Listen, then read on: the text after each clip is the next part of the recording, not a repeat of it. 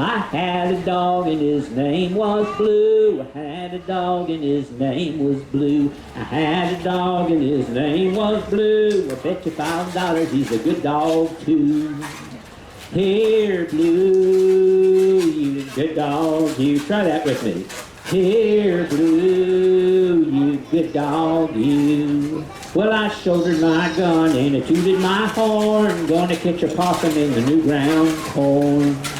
Old Blue barked and I went to see, he'd cornered a possum in a cinnamon tree. Here, Blue, you good dog, you. Here, Blue, you good dog, you. Now, Daniel Boone had a dog named Blue. He was a good hunting dog. He was fast as a freight train. Of course, they didn't have freight trains then, but he would have been as fast as a freight train. And he could smell so well that he could stick his nose down in a puddle in Greensboro and he could smell a raccoon over in Asheville. He had a good sniffer. Well, one day, they were running across a field of tall grass, and Old Blue, he was leaping high so he could see where he was going. And one time he leapt up way up high into the air, and when he came down, there was an old sawmill blade hidden there in the grass. He came down right on that sawmill blade, cut him right in two. Front end split off from the back end just like that.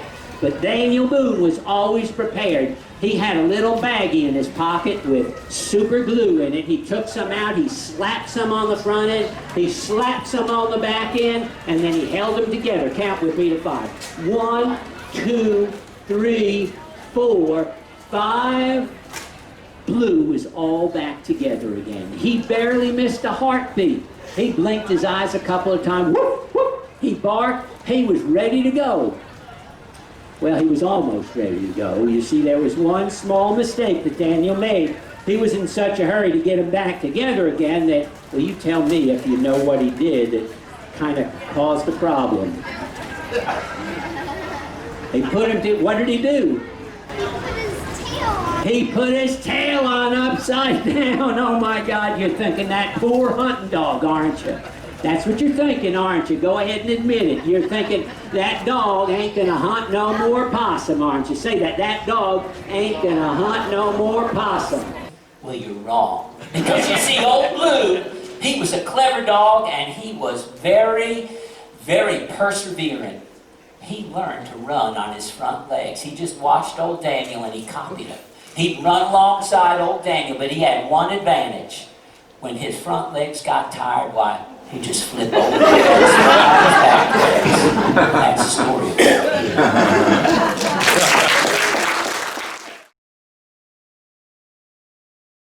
Raise your hand if you remember the original Carter family. A.P. and Sarah and Maybelle Carter. All right. Well, I'm going to start out with a couple of songs of theirs. And this was their theme song a little later in life when they broadcasted out of Texas border all the way to Canada. They like to start out with this song. Keep on the sunny side, always on the sunny side. Keep on the sunny side, the time will help us every day. It will help us every day. It will brighten all our way. It will keep on the sunny side of life. Though the storm in its fury rages today, Russian hopes that we cherish so dear. Cloud and storm will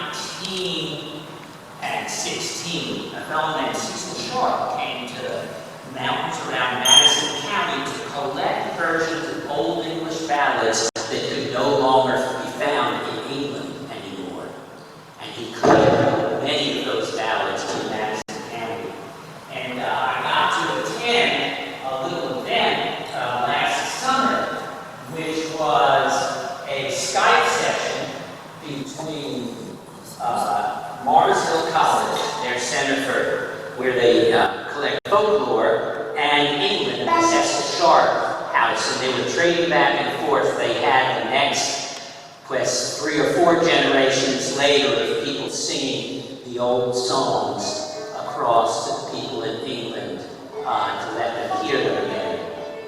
And I got to hear the granddaughter of Kelly Norton, who I had heard sing. And they asked me questions, and as they sang, they said, well, now, what's your favorite ballad? And she thought for a while, and she said, well, we've been singing all these serious ballads, you know. I've always really liked this one. And it's about a woman who's very strong-headed. And she said the women in my family were really strong-willed women. You couldn't push them around. There was no man lived over the hill if he ain't moved away. He's there still inside. And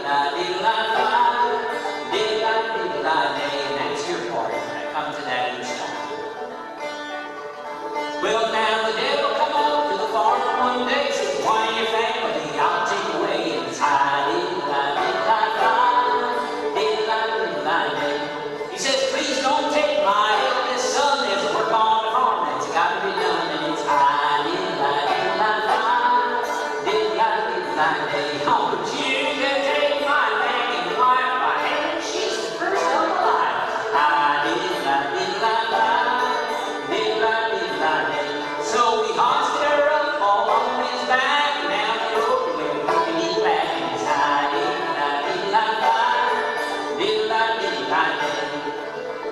Well, he got her down to the gates of hell, said, smoke up the fire, we'll roast her well, and it's high.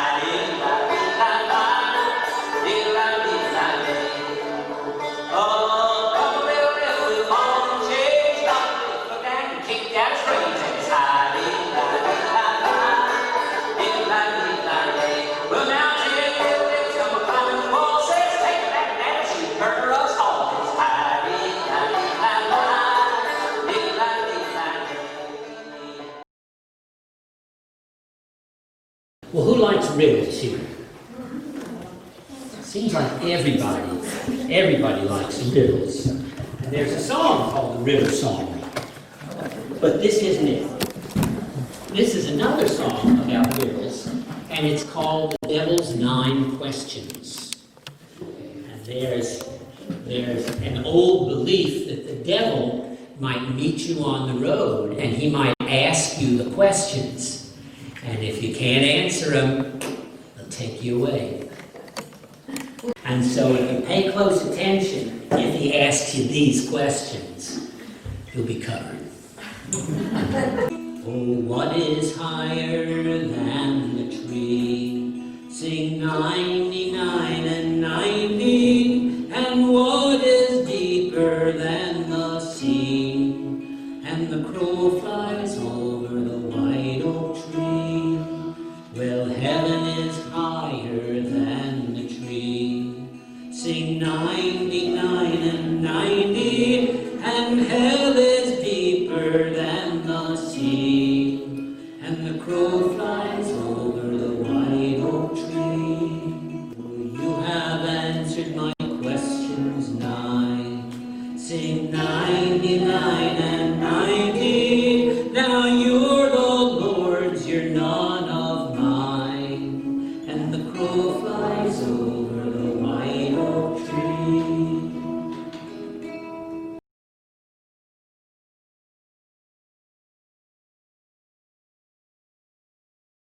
I learned it from a friend of mine named Doc McConnell, and Doc was raised up in Rogersville, Tennessee, way back in Tucker's Knob. And he tells this old familiar story on his brother Steamer, his little brother. He says, my brother Steamer always wanted him a baby mule. That was the thing he wanted more than anything else in this world. He could just picture a baby mule. To him, it was like a big teddy bear with walking along on its 4 legs. It was brown, it was hairy. He figured he could learn to ride it, he could ride it around, he could teach it to plow. And as he grew up, well, that mule would grow up and they would be best friends. Well, now one day, Steamer walked into John Mock's general store. And there, sitting up on the counter, were a bunch of coconuts. Well, they'd never had coconuts in the store before, and Steamer had never seen them. Steamer looked at those coconuts and the wheels started to turn in his head because they were brown and they were hairy. And he looked at those things and he said, John, he says, what are those things up on the counter? John said, well, Steamer, those are coconuts. He says, no, they ain't. What do you mean, Steamer? He says, those are mule eggs. He put one of those things underneath his arm and he was just walking home. He had asked John how long it took for that to hatch out, and John said, well, about 2 weeks. So Steamer spread some straw around and he sat down on top of that thing there and he started to count the days. He counted day 1, day 2, day 3, day 4, day 15, day 16. There still wasn't any movement down there. And Steve was starting to kind of get a little worried there. He sat on there a few more days, and about the time he got to day 21, Steve was figuring this thing wasn't ever going to turn out the way he had hoped, and he picked up that big brown hare.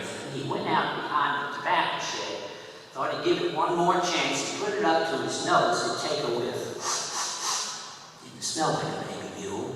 He put it up against his ear to listen to see if he could hear it bray. Didn't sound like a baby mule. Put it against his chin to see if he could feel it kick. And there wasn't no kick. But with the greatest look of disgust on his face, Steamer took that thing and hauled back as hard as he could and threw it way out in the middle of that tobacco field out there. About the time it hit the ground, there was an old long-eared jackrabbit, must have been scared by it, and jumped up out of the tobacco and went running across the field, and Steamer chased it all afternoon, calling out, come back here, I'm your mammy, I'm your mammy. Oh, go on, he finally said, I never could plow that fast, nohow.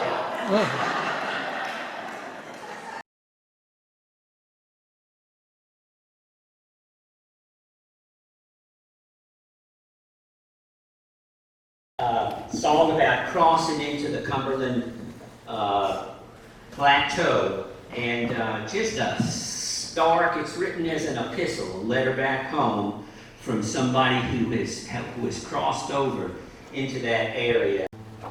The day I parted away from you, in sorrow, grief, and in trouble too, you gave to me the parting hand, and you wished me safe in old Cumberland Land. But when we got there, it was ice and snow, and it rained and hailed, and the wind did blow, which has caused us so for the morning side, saying here with cold we all must die. Well, I've nothing strange to write to you, preaching is scarce and religion too, but we've a happy land and a fertile soul. Here is honey and wheat, here is corn and all.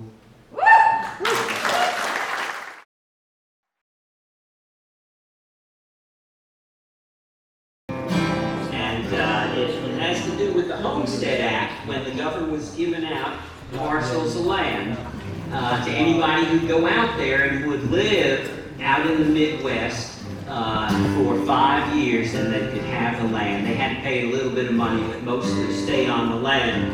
Now, I'm sure you've all seen the pictures of those little prairie sod houses, and in case anybody has a romantic idea that it might be fun to stay in one, this song ought to disabuse you of that. And it's got a good chorus too. My name is Perkins, a bachelor I am. You'll find me out west on an elegant land. You'll find me out west in the country of fame, starving to death on a government claim. Here's the chorus. Who Rutherford County, the land of the free, the home of the grasshopper, bedbug, and flea. I'll sing of its praises and tell of its fame while starting to death on a government claim. Next time around, help me out. Here comes the favorite verse. How happy I am as I crawl into bed. A rattlesnake rattles a tune in my head. A gay little centipede, free from all care, crawls out of my pillow and into my ear. Rutherford County, the land of the free, the home of the grasshopper, bedbug, and flea. I'll sing of its praises, tell of its fame, while starving to death on a government claim.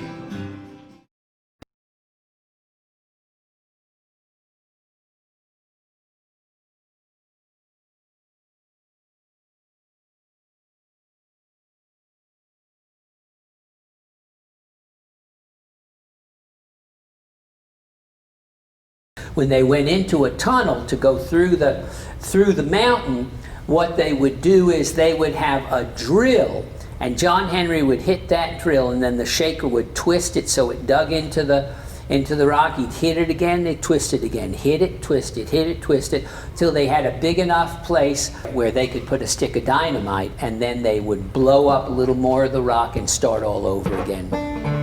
Well, the legend says that on that work, one day, the owner of the company brought a steam drill around. These were real machines that they invented to do the work, and they said it could do the work of 10 men. Well, if it could do the work of 10 men, then 9 of those men would be out of a job. So the legend says that John Henry raced that steam drill to see who could go further through the mountain in the same amount of time. Well, the captain he said to John Henry, you know, bring me a steam drill around. I'm gonna bring that steam drill out on the job. Walk that old steam on down, Lord, Lord. Walk that old steam on down. Well, John Henry said to the captain, he said, a man ain't nothing but a man. But before I let your old steam drill beat me down, you know, I'll die with a hammer in my hand, Lord, Lord. I'll die with a hammer in my hand.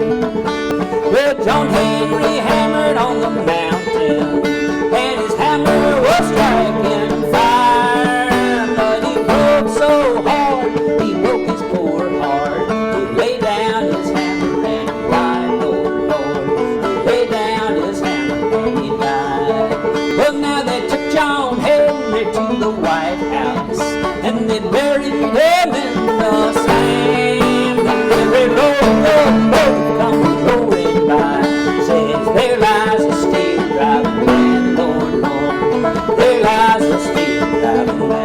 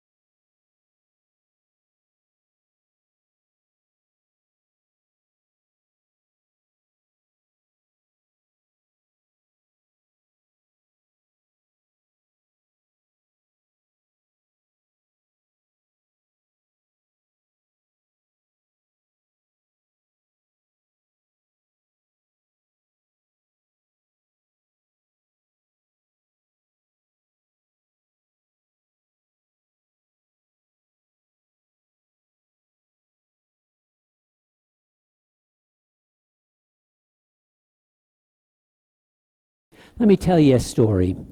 Comes from a storyteller named Olga Loya, who was raised in Los Angeles, but her parents came from Mexico, and she's gathered a lot of stories here and there. One time there was an old woman named Tia Miseria who lived way out in the country. Now she was poor, but she was happy. Era pobre, pero feliz. She had a nice vegetable garden, una huerta. She had some chickens, unos pollos. And she had a beautiful pear tree, un árbol de peras. Oh, she loved to reach up into that tree and grab a nice ripe pear and bite into it. And she'd feel the juice just run down. And she'd say, ah, qué ricas, qué deliciosas son mis peras. How delicious are my pears. There was only one thing wrong with her situation, and that was some muchachos who lived close by. Every few days, these boys would come running through the neighborhood into her yard, and they'd trample her garden, the vegetables. They'd scare away the chickens. And then they'd climb up her pear tree, and they'd grab a pear, and they'd take one bite, and they'd throw it down on the ground to rot. And they'd grab another, take a bite, throw it down. Grab another, take a bite, throw it down, until finally Tia Miseria would go out and she'd say, bajen de mi árbol, ahorita mismo. Come on down out of my tree right now. But they'd say, no estamos listos. We're not ready. Oh, at times like that, her life really did feel miserable. Well, one evening, there was a knock on Tia Miseria's door, and she opened the door, and there was a young man. And the young man said, por favor, Tia Miseria, I've been traveling for 3 days, and I need a place to stay. Could I stay the night with you? Yo puedo quedarme la noche con usted? Sí, como no, she said, why not? She invited him in. She fixed him a nice plate of arroz and frijoles, rice and beans. She put in some verduras, some vegetables, unos huevos, some eggs. And he ate a nice big plate, and he was full. And then she spread out some straw in front of him, in front of the fire, and he lay down and he went to sleep. And he slept well. When he got up in the morning, he said, Tia Miseria, you've been very kind to me. I want to return the favor. He said, I'm a magician. Yo soy un mago. And if you have a wish, I can make it come true.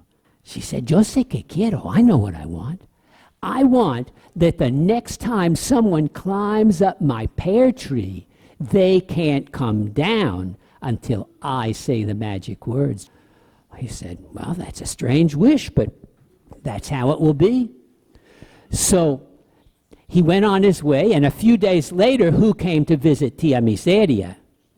The boys, right? They came running through the garden, trampling the vegetables and chasing off the chickens, and they climbed up in the tree and they started grabbing pears and taking a bite and throwing them down on the ground. But Tia Miseria didn't get upset the way she usually did. She was just standing on her porch watching them. And they sat up there. It got darker and darker, and the boys started to panic. They started to cry. They said, Tia Miseria, por favor, déjanos bajar, Tia Miseria. Finally, she walked up to the tree and she said, if I let you come down out of that tree, do you promise never, ever to come back here again? Sí, lo prometemos. Well, now, a few days later, there was another knock on Tia Miseria's door, and she thought, es mi amigo, it's my friend again. But when she opened the door, it was someone else. He was tall and skinny, looked like a skeleton. She looked into his eyes, and she felt like she was falling into a deep pit. He said, Yo soy la muerte y vengo por usted. I am death, and I have come for you. Tia Miseria was a fast thinker. She said, yo sabía que tú ibas a venir. I knew you were coming, she said. But I'm very hungry. I'm really hungry. Yo tengo que comer antes de irme. I have to eat something before I go. All right, go and get yourself some pears, tía Miseria, and then we need to go. She said, yo soy una viejita, I'm an old lady. You go and get me the pears.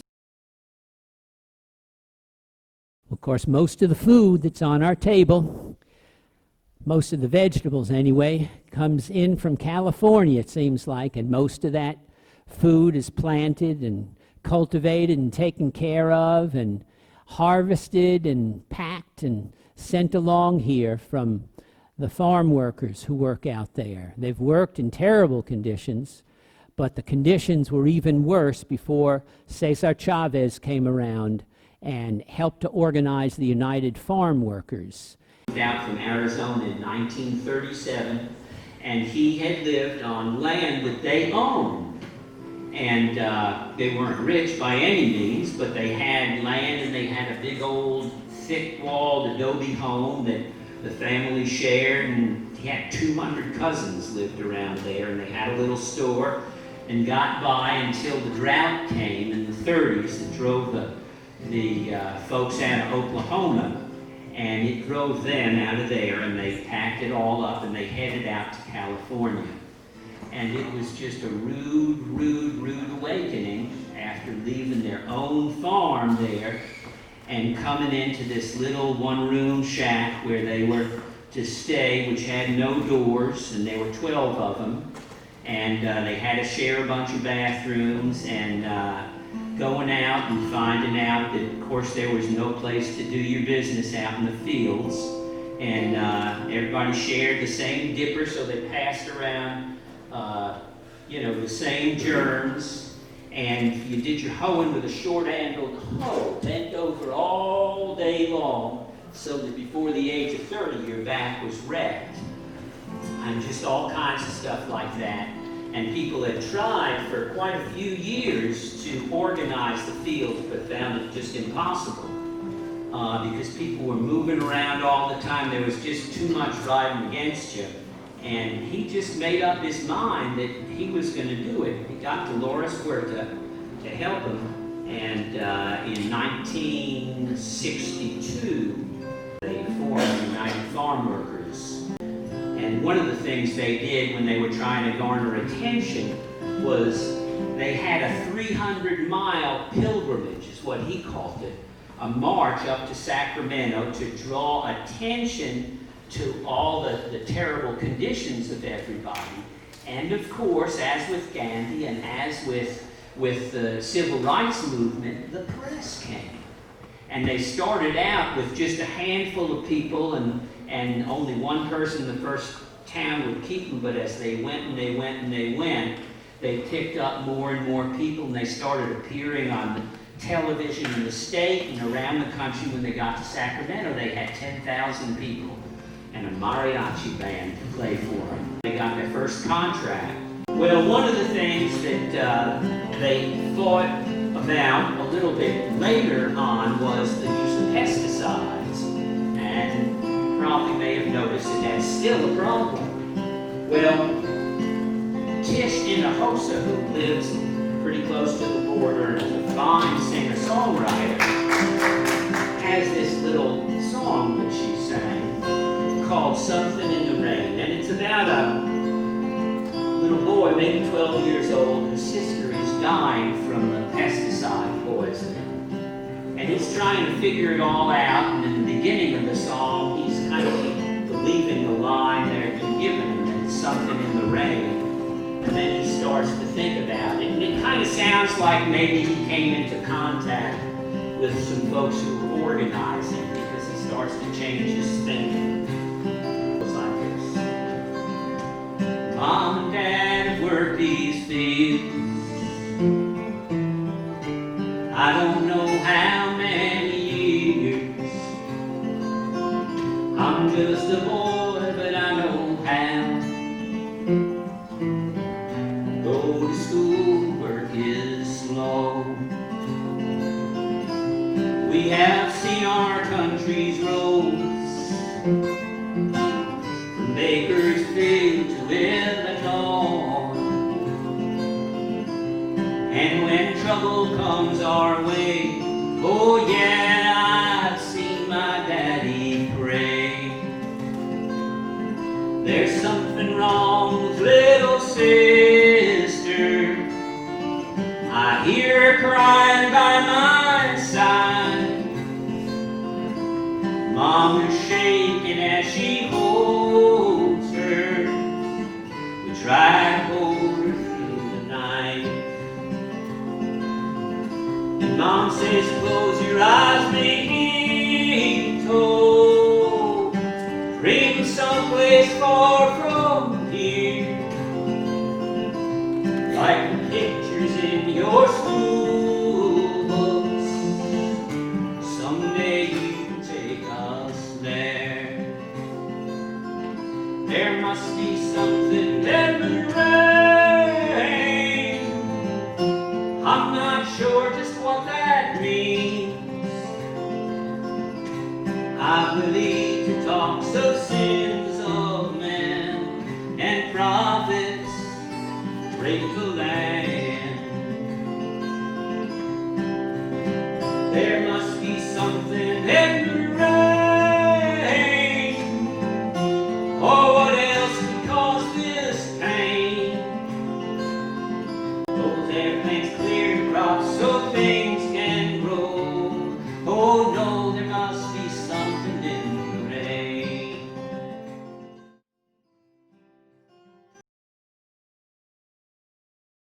Nasrudin Hoja is the person this story is about and probably comes from, and he lived in the 1200s. He was a teacher. Hoja means teacher. This character, Nasrudin Hoja, appears in many different tales. Sometimes he's foolish, sometimes he's wise. You can decide what he is in this story. One time, Nasrudin Hoja was invited to a banquet at the home of the Mukhtar. He was a very important man in the community. Now, the Hoja loved to eat and he loved to talk. And so all day long as he was working in his garden, he was thinking about the evening ahead of him. And he was so immersed in thinking about this evening and how wonderful it was going to be that he lost track of the time.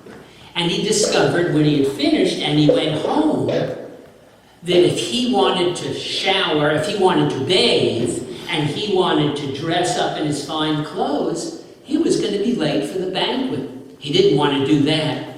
So he went on to the banquet in his work clothes, with dirt on his clothes and dirt on his hands, dirt on his face. And when he walked into the banquet, even though he was sure that the Mukhtar recognized him, the Mukhtar didn't pay him any attention. In fact, nobody did. And they seated him at the end of a long table in the back of the hall. And when the food finally came down to his end of the table, there was nothing left. So the Hoja, with his stomach empty and his feelings hurt, slipped out of the banquet and he went back home. And when he got home, he bathed himself completely and then he put on his finest clothes. He put on an elegant shirt and baggy pants and a great big turban. And on top of it all, he put on his new fur coat. And then he went back to the banquet. Well, this time, when he got to the banquet, the Mukhtar rose to meet him. And the servant took him and seated him right there beside the Mukhtar in the place of honor. The servants brought him tray after tray of delicious food.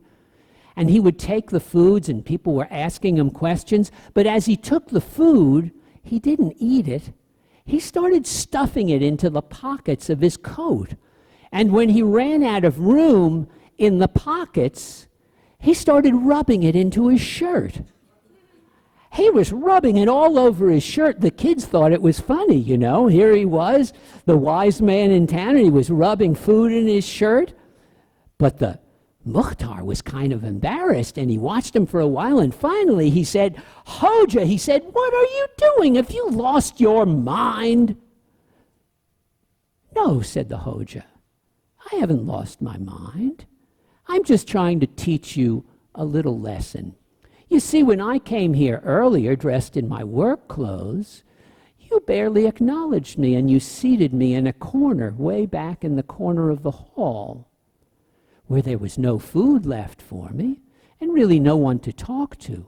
When I came back dressed in these elegant clothes, you treated me as the guest of honor. Well, I haven't changed. I'm the same person who came here before. It's only my clothes that have changed. So, it must be my clothes that you're honoring. Out of respect, I'm feeding them first. Eat my clothes, he said. You are the guest of honor. And with that, he stood up and he left the hall.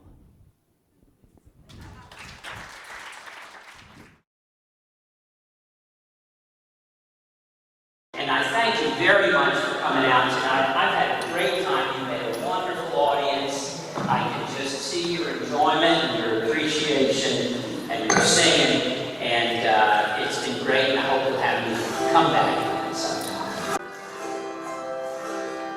Here's the chorus. How do I know my youth is all spent? I get up and go as God often went, but in spite of it all, I'm able to grin and think of the places my get up has been. Well, old age is golden, so I've heard said.